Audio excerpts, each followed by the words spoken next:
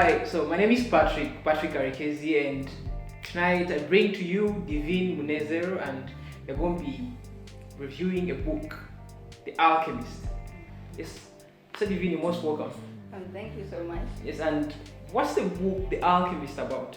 The Alchemist is an interesting book. It's a book about chasing our dreams, and they talk about the way from a young age um, to a place where a person has realized what their dreams is in life. So that's what the book is about. Oh, that's very interesting. So I was trying to read this book, and I see this boy called Santiago. Mm-hmm. He decides to leave Spain, Mm-hmm. and he's coming to Egypt, the pyramids, following something that he just saw in dreams, and he believed that he could actually be able to find in Egypt at the pyramids. So I'm really curious, why does he decide to become a shepherd? The boy, as most of us, when we attended a seminary school, the parents wanted him to be a priest. Like most of us, our parents, it's like they have certain path that have traits for us to follow, and some of us, they will allow us at some point in life to choose what we want, and some other faith. So Santiago wanted to be a traveler, and the father said, if you want to be a traveler, then you need to have really a good amount of money. And the guy didn't have the money. The parents were not that rich, but the father had like some gold coins that he have kept for a long time as the boy's inheritance. So the father said it was like a kind of advice: if you want to travel, then you need to be a shepherd, according to our status of life. So Santiago decided to become a shepherd like that? Yeah, so Santiago said, then I'll be a shepherd, because my dream is to become a traveler, and if in my own status of life, if that's what I can afford, then I will go for that, as long as I chase my dreams. And the father agreed and supported. Oh, the father supported Santiago. Does it really happen in our daily lives? Do our parents continue to support our dreams, or they tend to use their experiences to shape us into who we're supposed to be? Yeah, as young people, we've encountered many people, like our colleagues at school, who've been doing things they didn't really want to do. But we also know some others who are doing things they want to do, they're happy doing, and the parents are paying the school fees, the parents are providing the things they need, which is kind of supporting them to achieve the need. But we can't forget those colleagues of ours who are also doing things just because the parents wanted them to do this. And sometimes it's like a parent has failed to do something and they want you to do it on their behalf. I don't know if that exists, if they are living in their second life, I don't know, and they decide to invest in you to do what they failed to do. Some parents do that, but there are also parents who support their children to do things they want to do in life. Oh, that's very interesting. So why is it so important for us to pursue our dreams? There's something interesting in the book about the necessity of chasing our dreams. As the boy Santiago was trying to chase his dreams, and the author said that it's the possibility of realizing our dreams that keeps life more interesting each and every day. When we wake up to a new step ahead to realizing our dreams, that gives us the courage to continue to hold on life, to keep the purpose, to keep ourselves focused, because we have some big thing that we want to reach. Yeah. You're trying to say that sometimes if you keep in the same kind of situation, keeping within our comfort zones, then the likelihood could actually get boring and we lose everything. Yeah, because actually, when you keep seeing the day as it was yesterday, it means that you are losing something important. You're losing some. It's like you don't see the funny things that happen each and every day, because a day has its own interesting things.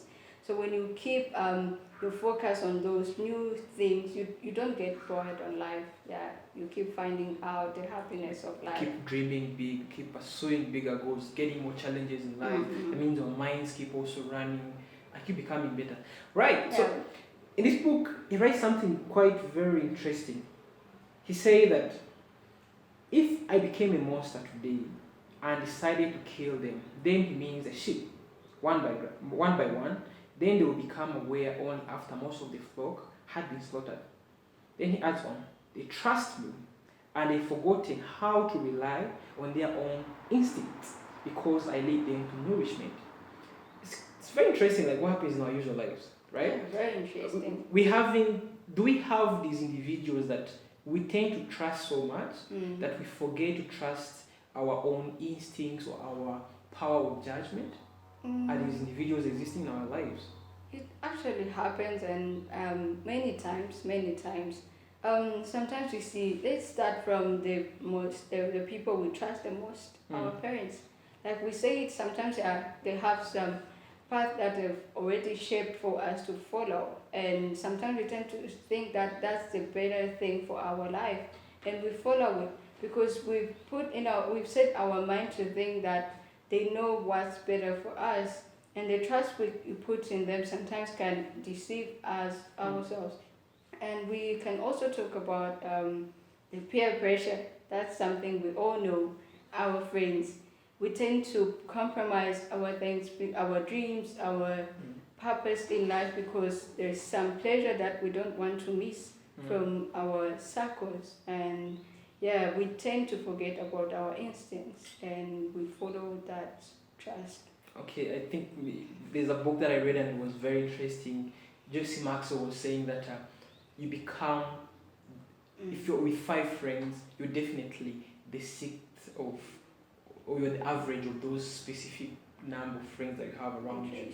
So that means that if I have a peer group, I would definitely want to appeal or to do what they have as standards. Or sometimes I tend to follow my parents because they say they have seen it all. And then I'm pushed to a comfort zone, or I tend to only think as far as my parents can see. Because does it happen maybe in your life, or do you have friends that have experienced that? Yeah, I know. We know many people that have faced such things because sometimes our instincts are kind of challenging. They are leading us to some challenging seats, if I could say. And if we are comfortable with what we have right now, it's very, very hard to step out of that comfort zone and follow your instincts if they're challenging. If they're saying something sweet to our minds, yeah, we tend to follow. But sometimes when it's challenging, like in the case of the sheep and the boy Santiago, the boy was giving them food, water, and they tend to trust him to the extent they won't even notice if he was about to slaughter the first one. He said that they were going to notice when he's about to slaughter like the last two. And that is something that keeps happening because if we put our trust in someone and lose focus of our purpose and forget to follow our challenging instincts, if we lose something important, we can even lose the big picture of our dreams. So the book puts forward something very interesting on one of these pages. It says that everyone, when they're young, knows what their destiny is. In this sense, destiny is like a calling or that specific passion that someone has. At that point in their lives, everything is clear and everything is possible. They are not afraid to dream and to yearn for everything they want to see happen to them in their lives. But as time passes, a mysterious force begins to convince them that it will be impossible for them to realize and say their calling or their passions. It could have happened in different people's lives. How do you see it play in our daily societies? Nowadays, it happens so much to people, and sometimes it could be like the distractions, the encounter, and the books also talk about one scene that could explain it very well, where Santiago was in the marketplace after selling the sheep and wanted to buy a ticket to Egypt. He found himself in a place where everyone was speaking Arabic and he didn't know the language. And then right at that moment, he made a new friend who was kind of telling him that he can support him, he can help him to buy the camel and then go to Egypt. And when they were still going to the place where they were going to buy the camels, um, Santiago saw a beautiful sword in the marketplace, and in a very short time, he was distracted. He was looking at the sword, thinking that when he get the treasure that he was seeking from Egypt, he would come back and buy the beautiful sword, because it wasn't like any other sword he has ever seen. And at that moment, that's when he lost all the money, because the friend disappeared. And the good thing about Santiago is that he didn't lose the focus on the Presses dream. on. Yeah, he went on to find more money for his journey to the dream place where he wanted to go. He didn't play victim, as most of us do when we encounter those kind of negative forces and give up on our dreams. Santiago didn't do that. He thought about it for a time, but he didn't choose to go back to where he was. He kept pushing. Yeah. Well, there's something very interesting that our parents have this kind of feeling that we should be like them. Just give an example. When I was growing up, I had a dream. Most when we were young, we used to watch our presidents give speeches. I would always say I want to be like that president.